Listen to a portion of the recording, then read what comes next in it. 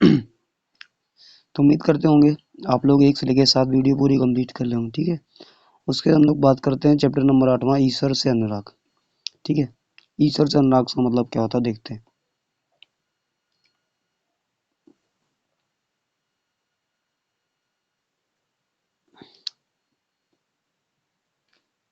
अगर आप लोगों को पूजा पाठ करते अथवा भजन व कीर्तन अथवा कव्वाली गाते या चुपचाप ईश्वर का नाम जप करते हुए देखा होगा। आपने यह भी गौर किया होगा कि उनमें से कुछ तो इतने भाव विभोर हो जाते हैं कि उनकी आंखों में आंसू भर आते हैं। ठीक, ईश्वर के प्रति ऐसा प्रेम भाव या गहरी भक्ति उन विभिन्न प्रकार भक्ति या सूफी संत आंदोलनों की देन है जिनका 8वीं शताब्दी में उद्भव हुआ आने लगा। ठीक, आगे कह रहा है परमेश्वर का विचार कर रहा, बड़े बड़े राज्यों के उदय होने से पहले भिन्न भिन्न समूहों के लोग अपनी देवी देवताओं की पूजा किया करते थे। जब लोग नगरों का विकास और व्यापार और साम्राज्यों के माध्यम से एक साथ आते गए, तब नए नए विचार विकसित होने लगे। तब तक व्यापक रूप से स्वीकार की जाने वाली सभी जीवधारियां अच्छे और बुरे कर्म हुए, जीवन मरण और पुनर्जीवन व अनंत चक्रों से गुजरते हैं। इसी प्रकार यह विचार भी गहरे बैठ गया था।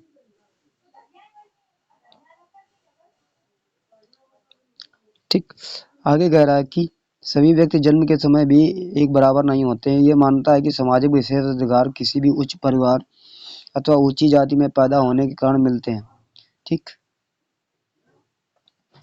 कई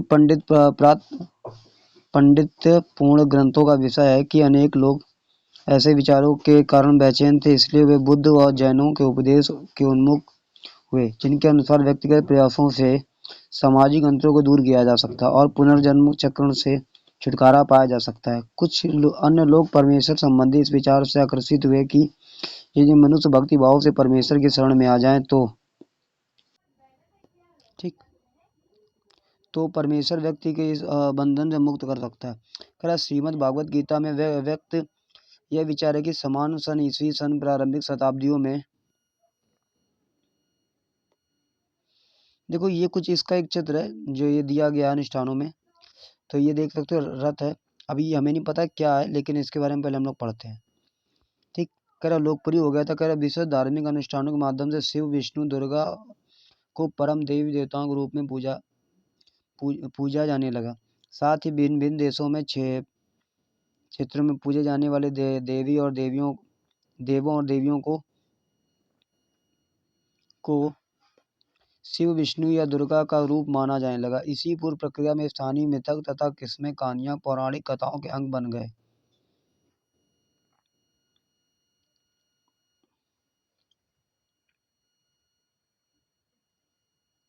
खैर पुराणों में पूजा के जिन पद्धतियों की अनुशंसा की गई थी उन्हें स्थानीय पंथों में भी अपनाया जाने लगा। आगे चलकर पुराणों में भी इस बात का उल्लेख किया गया है कि भक्त भले ही किसी भी जाति पांति का हो, वह सच्ची भक्ति से ईश्वर की कृपा प्राप्त कर सकता है।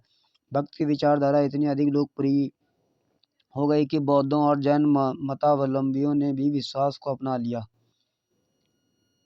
ठीक, अगर कह रहा है जी ये भागवत गीता जो हमारी भागवत गीता की किसी दक्षिण भारतीय पांडुलिपि से लिया गया एक पृष्ठ है। आगे देखो क्या कह रहा है, दक्षिण भारत में भक्ति का एक नया प्रकार नयनार या और अलवार। कह रहा 7वीं से 9वीं शताब्दी के बीच कुछ नए धार्मिक आंदोलकों का प्रादुर्भाव हुआ। इन आंदोलनों का नेतृत्व नयनारों से संतों और अलवरों के वैष्णव संतों ने किया। ये संत सभी जातियों के थे, जिनमें पुलैया और पनार जैसी अस्पृश्य समझी जाने लगी जातियों के लिए लोग भी शामिल थे। वे बौद्धों और जैनों को कटु आलोचक थे और शिव तथा विष्णु के प्रति सच्चे प्रेम की मुक्ति का मार्ग बताते थे। ठीक, फिर आगे कह रहा उन्होंने संगम साहित्य, तमिल साहित्य का प्राचीनतम उदाहरण और सामान्य सन यानी ईस्वी सन की प्रारंभिक शताब्दियों में रचित में समाहित प्यार और शूरवीरता के आदर्शों को अपनाकर भक्ति के मूल्यों में उनका समावेश किया था। कह नैनार और अलवार घुमक्कड़ साधु संत थे और वे जिस किसी स्थान पर या गांव में जाते थे, वहां के स्थानीय देवी देवताओं की प्रशंसा में सुंदर कविता रचकर उन्हें संगीतबद्ध कर दिया करते थे। आगे देखो ये क्या दिया गया हमारे पास, कह रहा आज भी स्थानीय मिथक और तथा किस्से कहानियों की इस प्रक्रिया को व्यापक स्वीकृत पाते हुए देख सकते हैं। क्या आप अपने आसपास के कुछ ऐसे उदाहरण ढूंढ सकते हैं? आगे कह रहा है नैना और अलवार क्या है। देखो नैनार और अलवार कह रहा कुल मिलाकर 63 नैनार ऐसे थे जो कुम्हार, अस्पृश्य, कामगार, किसान, शिकारी, सैनिक, ब्राह्मण, मुखिया जैसी अनेक जातियों से पैदा हुए। उनमें सर्वाधिक ऐसे थे जो अपार, संबद्धक, सुंदरार और मणिक्वासागर। उनके गीतों को दो संकलन तेवरम और तिरुवचकम ये थे। कह रहे अलवार संत कक्षा संख्या में 12 थे। अलवार संत संख्या 12 थे। वे विभिन्न भिन्न प्रकार के पृष्ठभूमि से आए थे। उनमें सर्वाधिक प्रसिद्ध थे पेरियार अलवार, उनकी पुत्री अंडाल और तोंडर डिम्पोडी अलवार और नम्मा अलवार। उनके गीत दिव्य प्रबंधक में संकलित हैं।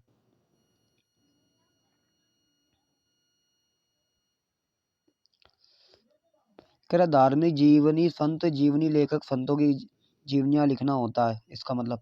अब इसका मतलब पढ़ लेते हैं। कह रहा 10वीं और 12वीं सदियों के बीच चोल और पांड्यन राजाओं ने अनेक धार्मिक स्थलों पर विशाल मंदिर बनवा दिए जहाँ के संत कवियों ने यात्रा की थी। इस प्रकार भक्ति परंपरा और मंदिर पूजा के बीच गहरे संबंध स्थापित हो गए।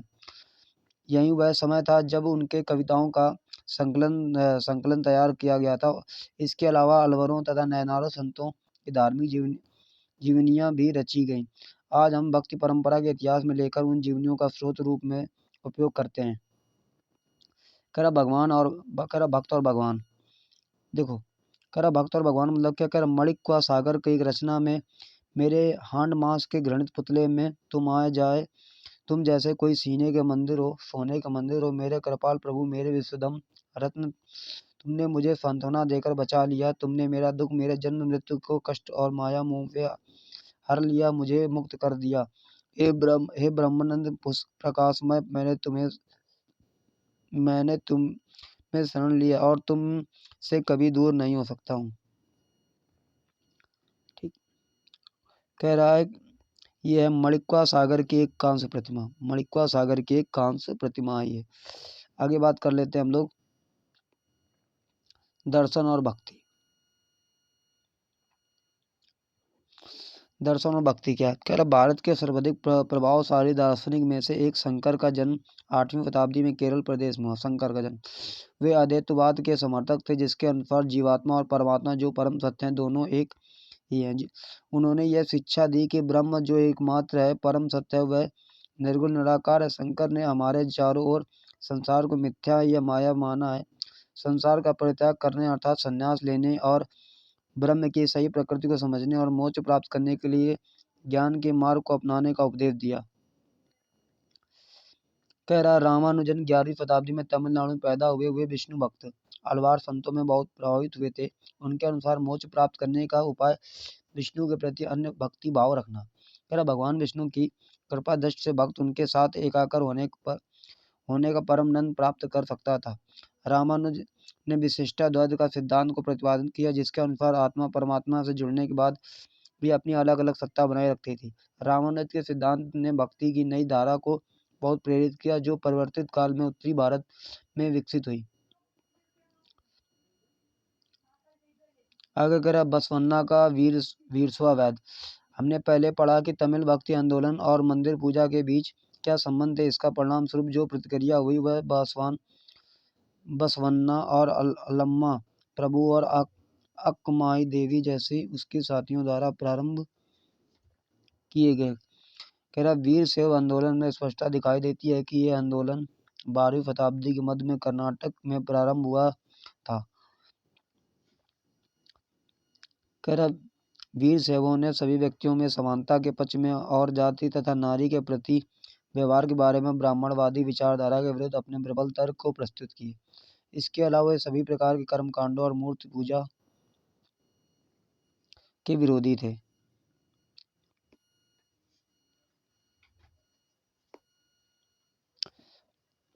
कह रहा शंकर और रामानुजन के विचारों के बारे में कुछ और पता लगाने का प्रयत्न करें।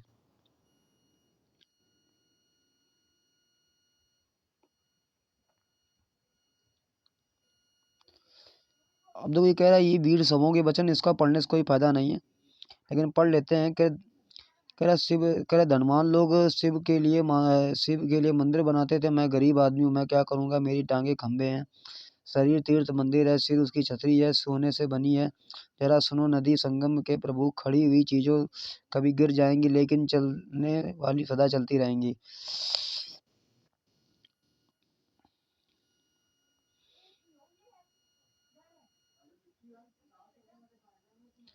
कह रहा महाराष्ट्र कह रहा 13वीं 17वीं शताब्दी में तक महाराष्ट्र में अनेक संत कवि हुए, जिनके सरल मराठी भाषा में लिखे गीत आज भी जन मन के प्रेरित करते हैं।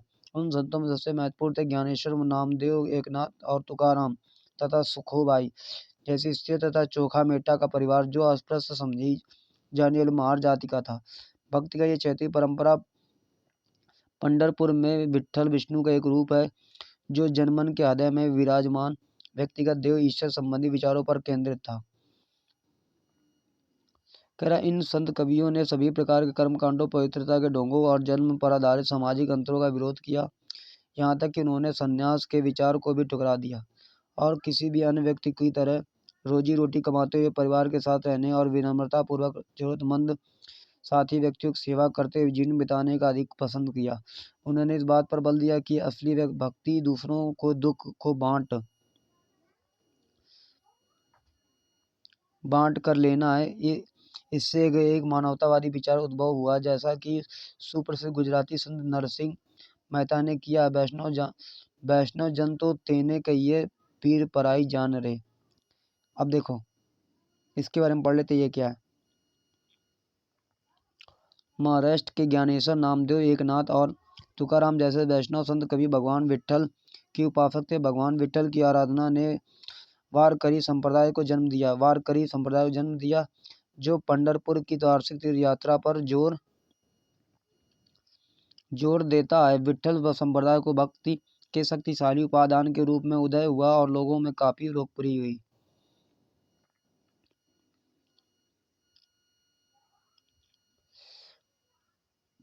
कह रहा सामाजिक व्यवस्था पर प्रश्न चिन्ह। कह रहा यह संत तुकाराम का एक अभंग मराठी भक्ति गीत है, जो दीन दुखियों पीड़ितों को अपना समझता है, वही संत है, क्योंकि ईश्वर उसके साथ है। वह हर एक परित्यक्त व्यक्ति को अपने दिल में लगाए रखता है। वह एक दास के साथ भी अपने पुत्र जैसा व्यवहार करता है। कह रहा तुकाराम का कहना है कि मैं यह कहते कहते कभी नहीं थकूंगा, ऐसा व्यक्ति स्वयं ईश्वर है। यहाँ चाखा मेठा के पुत्र द्वारा रचित एक अभंग दिया जा रहा है। तुमने हमें नीची जाति का बनाया, मेरे महाप्रभु, तुम स्वयं ही स्थिति स्वीकार करके तो देखो, हम जीवन भर जूठन खानी पड़ती है, इसलिए मेरे प्रभु तुम शर्म नहीं आनी चाहिए। तुम हमारे घर में खा चुके हो, तुम कैसे इनकार कर सकते हो, तुम इससे कैसे इनकार कर सकते हो। ठीक है, ये गीत है, ये उससे कोई मतलब नहीं। आगे देखो, नाथपंथी सिद्ध तथा योगी। नाथपंथी सिद्ध और योगी, ठीक। कह रहा है इस काल में अनेक ऐसे धार्मिक समूह उभरे, जिन्होंने साधारण तर्क वितर्क का सहारा लेकर रूढ़वादी धर्म के कर्म कांडों और अन्य बनावटी पहलुओं तथा समाज व्यवस्था की आलोचना की। उनसे नाथपंथी और सिद्धाचार योगी जन उल्लेखनीय, और उन्होंने संसार का परित्याग करने का समर्थन किया। उनके विचार से निराकर परंतु परम सत्य चिंतन मनन और उसके साथ जाने की अनुभूति ही मोक्ष का मार्ग है।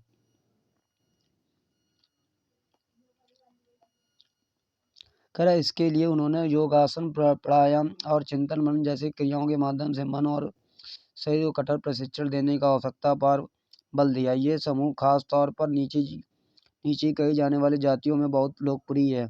उनके द्वारा कही गई रूढ़वादी धर्म की आलोचना ने भक्ति मार्गी धर्म के लिए आधार तय किया है, जो आगे चलकर उत्तरी भारत में लोकप्रिय शक्ति बना।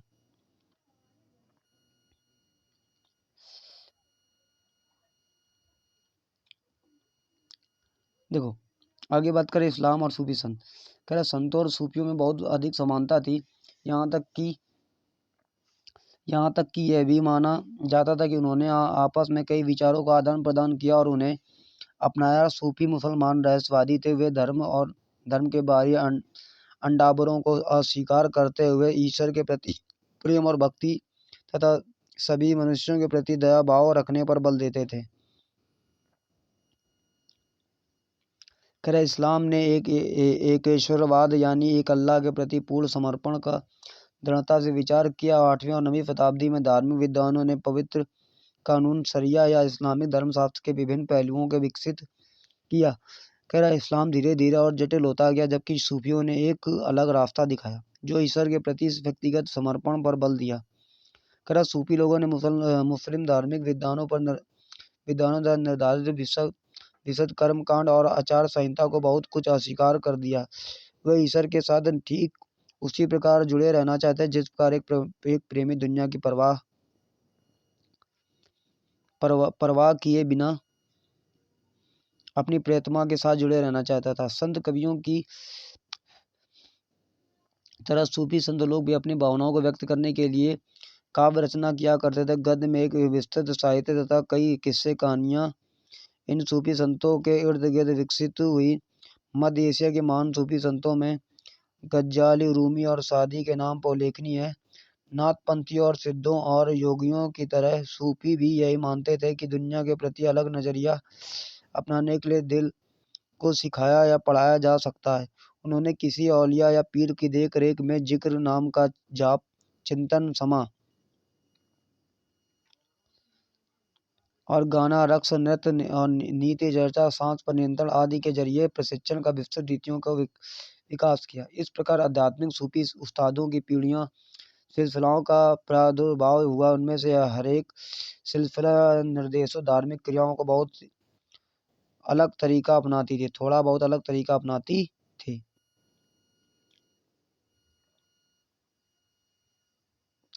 ये लिखा है आनंदित सूफी।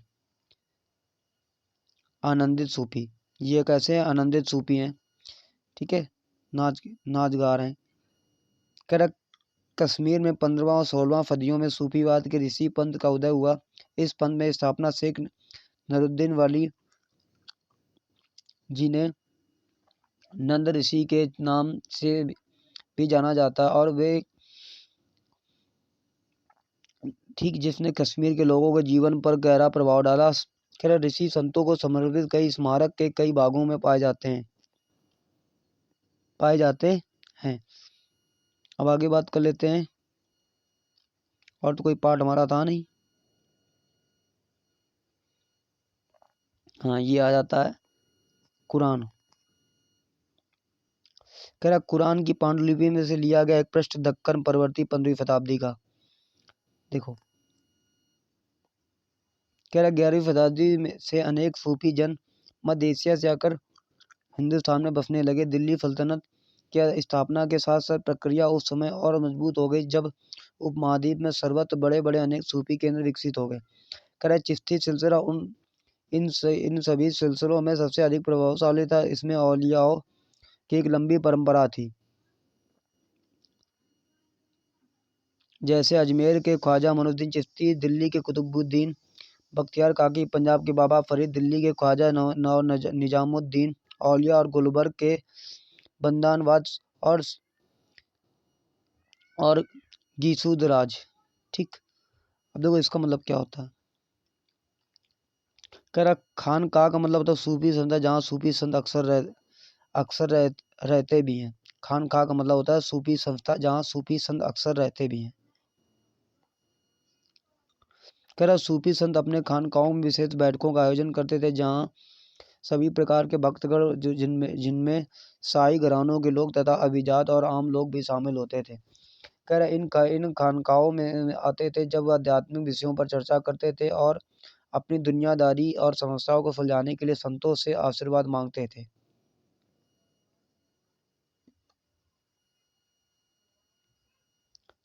ठीक, अथवा संगीत तथा नृत्य के जलसों में शामिल होकर चले जाते थे।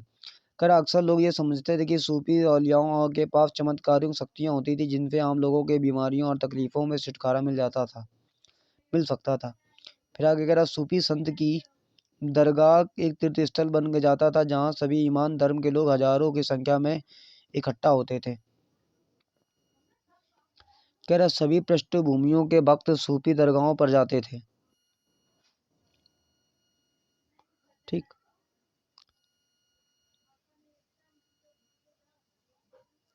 कह रहा मल्लिक प्रभु खोज। जलालुद्दीन रूमी 13वीं सदी के महान सूफी शायर था। वह ईरान का रहने वाला था और उसने फारसी में काव्य रचना उसकी कृति का एक उदाहरण प्रस्तुत किया। वह ईसाइयों की सूली पर नहीं था। मैं हिंदू धर्म में गया, वहाँ भी इसका कोई नामो निशान नहीं था। ना ही ऊंचाइयों में मिला और ना ही खाइयों में। मैं मक्का के काबा में गया, वहाँ नहीं था। मैंने उसके बारे में दार्शनिक एविसेना से पूछा कि वह एविसेना की पहुँच से परे था। मैंने अपने दिल में झांका, यहाँ उसकी जगह थी और वह मैंने उसे पाया, वह और कहीं नहीं था। उत्तर भारत में धार्मिक बदलाव। कह रहे 13वीं सदी के बाद उत्तरी भारत में भक्ति आंदोलन की एक नई लहर आ गई। कह रहे यह एक ऐसा युग था जब इस्लाम और ब्राह्मणवादी हिंदू धर्म और धर्म सूफी मत भक्ति और विभिन्न धाराओं पर नए नाथपंथियों में सिद्धों और योगियों ने परस्पर एक दूसरे को प्रभावित किया। हमने देखा कि नए नगरों और राज्यों का उद्भव हो रहा था और लोग अपने लिए नए नए व्यवसाय, नई नई भूमिकाएं खोज रहे थे। ऐसे लोग विशेष रूप से शिल्पी, कृषक, व्यापार मजदूर नए संतों के विचारों को सुनने के लिए इकट्ठे हो जाते थे और फिर उनका प्रचार करते थे। ठीक, उनमें से कबीर और बाबा गुरु नानक जैसे कुछ संतों ने सभी अंडव और पूर्ण रूढ़वादी धर्मों को अस्वीकार कर दिया। तुलसीदास और सूरदास जैसे कुछ अन्य संतों ने उस समय विद्यमान विश्वासों तथा पदधारियों को स्वीकार करते हुए उन्हें सब की पहुंच में लाने का प्रयत्न किया। तुलसीदास ने ईश्वर को राम के रूप में धारण किया और अवधि पूर्वी उत्तर प्रदेश की बोली में लिखी गई तुलसीदास की रचना रामचरितमानस उनके भक्ति भाव को अभिव्यक्ति और साहित्यिक कृति दोनों ही दृष्टियों में महत्वपूर्ण है। सूर सागर श्री कृष्ण के अन्य भक्त थे और उन्होंने रचनाएं सूर सागर में की हैं। ठीक, अब उससे पहले ये देख लेते हैं हम लोग।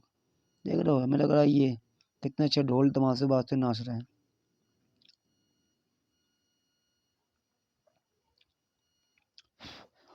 कह रहा चैतन्य 16वीं शताब्दी के बंगाल में एक भक्ति संत, उन्होंने कृष्ण राधा के प्रति निष्काम भक्ति भाव का उपदेश दिया।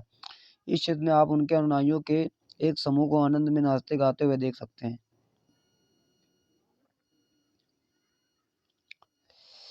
अब ये देख सकते हो ये कौन सा मैप है। मुख्य भक्ति संत तथा उनसे जुड़े क्षेत्र। भक्ति संत कौन कौन से थे?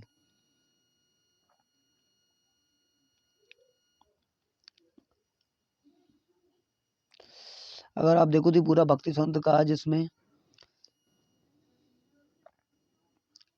बाबा गुरु नानक 15वीं-16वीं शताब्दी में, राजस्थान में दादू 16वीं शताब्दी, मीराबाई है ना 16वीं शताब्दी मीराबाई। ठीक, सूरदास 16वीं शताब्दी के, और ये शंकर देव 15वीं-16वीं शताब्दी में, रामानंद कबीर 15वीं-16वीं शताब्दी में, रेदास 15वीं शताब्दी में, वल्लभाचार्य 15वीं-16वीं शताब्दी में, तुलसीदास 16वीं-17वीं शताब्दी में, और एकनाथ 16वीं शताब्दी में, तुकाराम 16वीं शताब्दी में, नामदेव 13वीं-14वीं शताब्दी में थे, रामदास 17वीं शताब्दी में, परमदास 15-16वीं शताब्दी में, बसवाना 12वीं शताब्दी में, और मणिक्वा सागर 9वीं शताब्दी में, रामानुजन 11वीं-12वीं शताब्दी में, और नामालवार 9वीं शताब्दी में। ठीक है,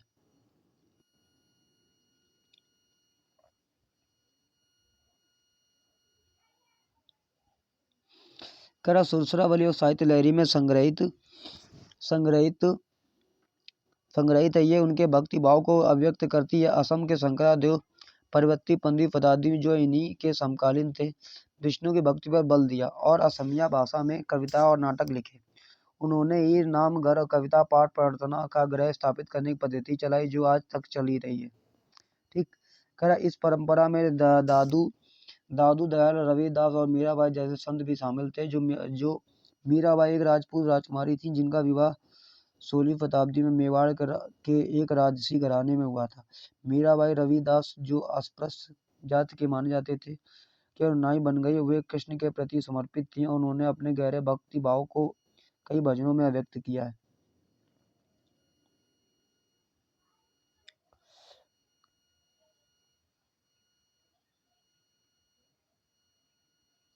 चलो पहले ये पढ़ लेते हैं, ठीक है।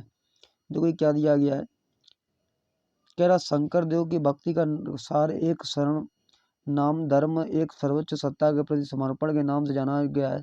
शंकरादेव की शिक्षा भगवत गीता तथा भागवत पुराण और आधारित है। उन्होंने ज्ञान के प्रसार के लिए सत्र या मठों की स्थापना को प्रोत्साहित किया। उनकी प्रमुख रचना कीर्तन घोष शामिल है, ठीक।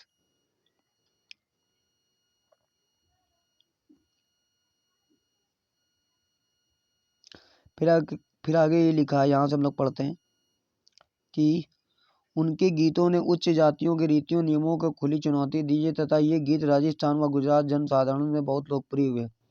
इन संतों में से अधिकांश का विशिष्ट विलक्षण यह है कि इनकी कृतियां क्षेत्रीय भाषाओं में रची गई हैं और उन्हें आसानी से गाया जा सकता था। करे इसलिए ये बेहद लोकप्रिय हुए और पीढ़ी दर पीढ़ी मौखिक रूप से चलती रही।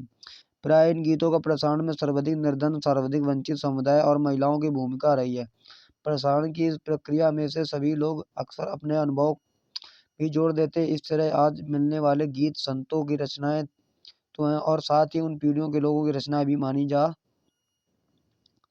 मानी जा सकती जो उन्हें गाया करते थे। वे हमारी जीती जागती संस्कृति का अंग बन गई हैं। अब आगे देख लेते हैं इनके बारे में।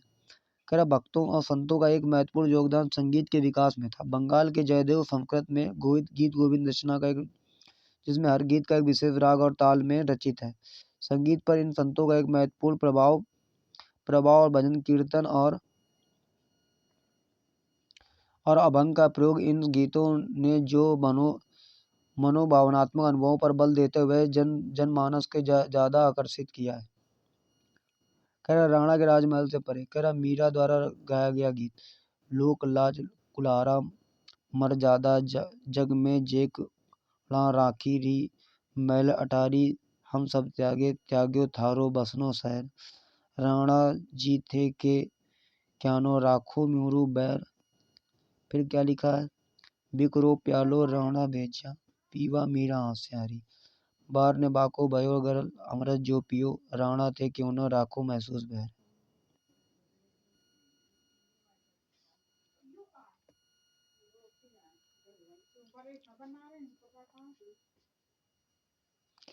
करा कबीर नजदीक से एक नजर में, कबीर संवत 15वीं-16वीं सदी में हुए थे।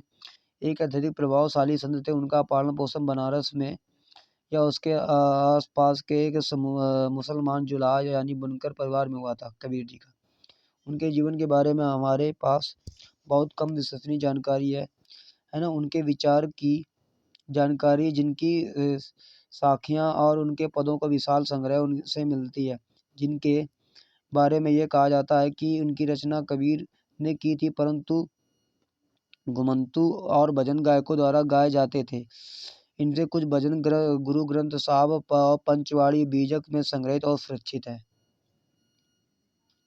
कह रहा सच्चे प्रभु की खोज, देखो सच्चे प्रभु की खोज की बात करें, कबीर की रचना कर अलह राम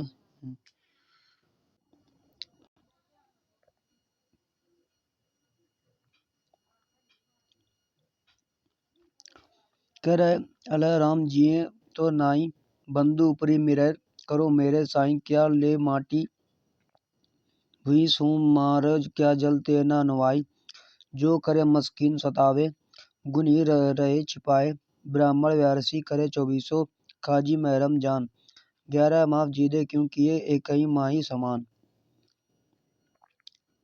पूरब दिशा हरि का बसा पश्चिम अलय कुलमाला दिल्ली खोजी दिले भीतरी इया राम हीराया रईमाना। कर करगे पर काम करते हुए कबीर जी, ये करगे पर काम कर रहे हैं कबीर जी।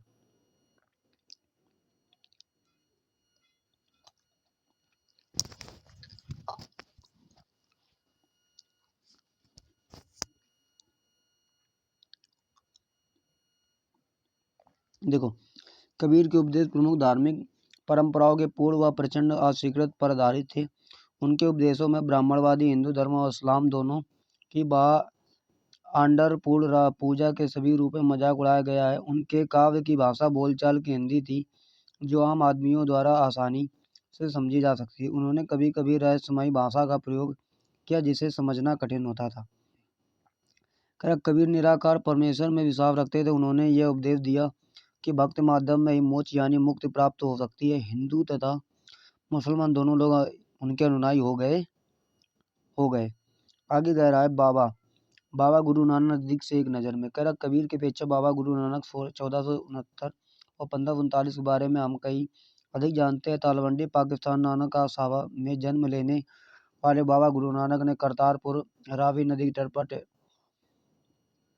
डेरा बाबा नानक में एक केंद्र स्थापित करने से पहले कई यात्राएं की। उन्होंने अपने अनुयायी के लिए करतारपुर में एक नियमित उपासना पद्धति अपनाई, जिसके अंदर उन्हें शब्दों भजनों को गाया जाता था। उनके अनुयायी अपने पहले धर्म जाति या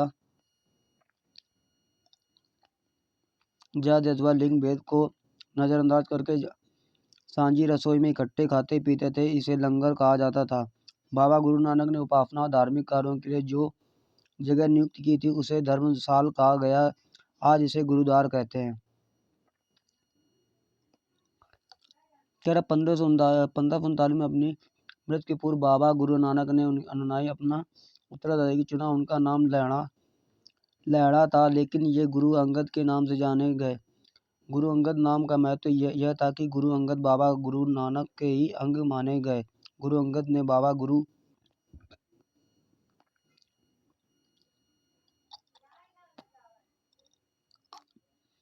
नानक की रचनाओं का संग्रह किया और उस संग्रह में अपनी कृतियों को भी जोड़ दी। संग्रह एक नई लिपि गुरुमुखी में लिखा गया था। गुरु अंगद के 3 उत्तराधिकारियों ने भी अपनी रचना नानक के नाम से लिखी। इन सभी का संग्रह गुरु अर्जन ने 1604 में किया। इस संग्रह में शेख फरीद और संत कबीर, भगवत नामदेव और गुरु तेग बहादुर जैसे सूफी संतों और गुरुओं की वाणी जोड़ी गई। 1706 में इस वृहद संग्रह को गुरु तेग बहादुर के पुत्र उत्तराधिकारी गुरु गोविंद सिंह ने प्रमाणित किया। आज इस संग्रह को सिखों के पवित्र ग्रंथ गुरु ग्रंथ साहिब के रूप में जाना जाता है। कह रहे 16वीं शताब्दी में बाबा गुरु नानक ने उत्तराधिकारियों के नेतृत्व में उनके अनुयायियों की संख्या विस्तार हुआ और उनके अनुयायियों की कई जातियों के, परंतु उसमें व्यापारिक, कृषक और शिल्पकार ज़्यादा थे। इसकी वजह यह हो सकती है कि बाबा गुरु नानक इस बात पर बल दिया करते थे कि उनके अनुयायी गृहस्थ और उपयोगी उत्पादक पेशों से जुड़े हुए अनुयायियों से ये आशा भी की जाती कि वे नए समुदाय के सामान्य कोष में योगदान देंगे। कह रहा कि 17वीं शताब्दी में प्रारंभ में केंद्रीय गुरुद्वारा हरमंदिर साहिब स्वर्ण मंदिर के आसपास रामदासपुर शहर अमृतसर के विकसित होने लगा था और प्रशासन में व्यवस्था तथा आधुनिक इतिहासकार से इस युग के सिख समुदाय को राज्य के अंतर्गत राज्य मानते थे। मुगल सम्राट जहांगीर इस समुदाय को एक संभावित खतरा मानता था, क्योंकि उसने 1606 में गुरु अर्जन को मृत्युदंड देने का आदेश दिया। 17वीं शताब्दी में सिख आंदोलन का राजनीतिकरण शुरू हो गया, जिसका दूरगामी परिणाम यह हुआ कि 1699 में गुरु गोविंद सिंह ने खालसा पंथ का संस्था का निर्माण किया और खालसा पंथ के नाम से जाने जाने वाला सिख समुदाय राजनीतिक सत्ता बन गया। ठीक, आगे क्या है? 16वीं और 17वीं शताब्दियों में बदलती हुई ऐतिहासिक परिस्थितियों ने सिख आंदोलन के विकास को प्रभावित किया और शुरू से ही बाबा गुरु नानक के विचारों को सिख आंदोलन पर गहरा प्रभाव पड़ा। उन्होंने एक ईश्वर की उपासना के महत्व में जोर दिया। उन्होंने आग्रह किया कि जाति, धर्म अथवा लिंग भेद और मुक्ति प्राप्ति के लिए कोई मायने नहीं रखते हैं। आगे ये जो हमारा छूटा है इसको हम लोग पढ़ लेते हैं। कह रहा है कि धार्मिक अनुभव चर्चा करते हुए बाबा गुरु नानक जब ये युवक थे। ठीक, कह रहा गुरु ग्रंथ साहिब की एक आरंभिक पांडुलिपि, ये जो ऊपर दी गई थी वो पांडुलिपि थी, है ना।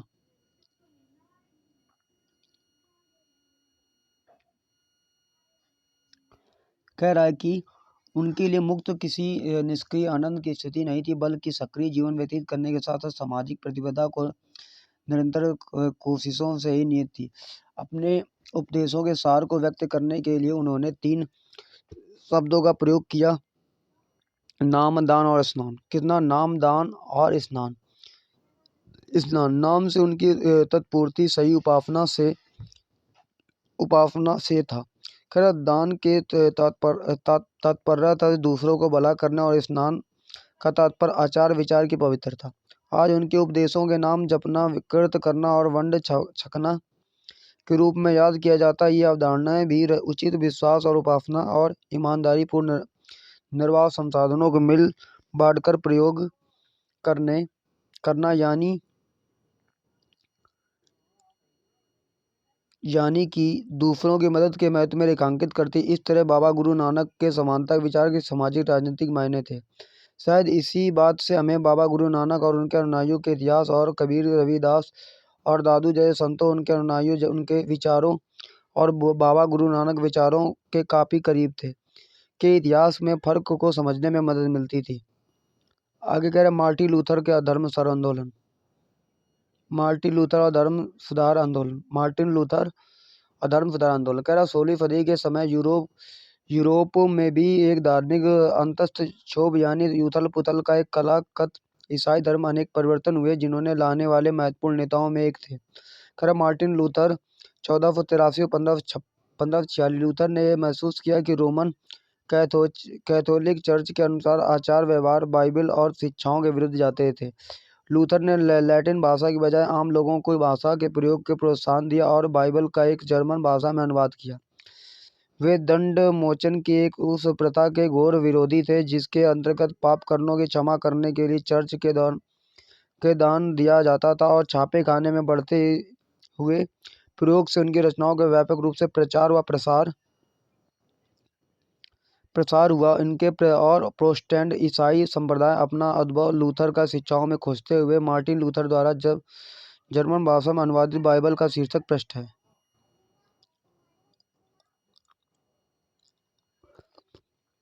ये आपको कंप्लीट करना है, मैचिंग है। उसके बाद आपको ये रिक्त स्थान ही पूरे भरने हैं, ठीक है। और ये क्वेश्चन आंसर करने हैं आपको, है ना। उसके बाद ये आपको प्रैक्टिस करने के लिए ये आपको क्वेश्चन आंसर करने हैं पूरे, ठीक है। और ये इसके क्वेश्चन आंसर करने हैं, ठीक। आपको क्या करना है कि हमारी जो क्लास थी हमारी सीटेट के लिए थी, ठीक, और केवीएस के लिए थी। और अगर आपने वीडियो नहीं देखी है तो जल्दी से जाके 1 से लेकर 7 तक वीडियो देखिएगा, नहीं तो आपको बिल्कुल भी हिस्ट्री बिल्कुल भी समझ में नहीं आएगी, ठीक है।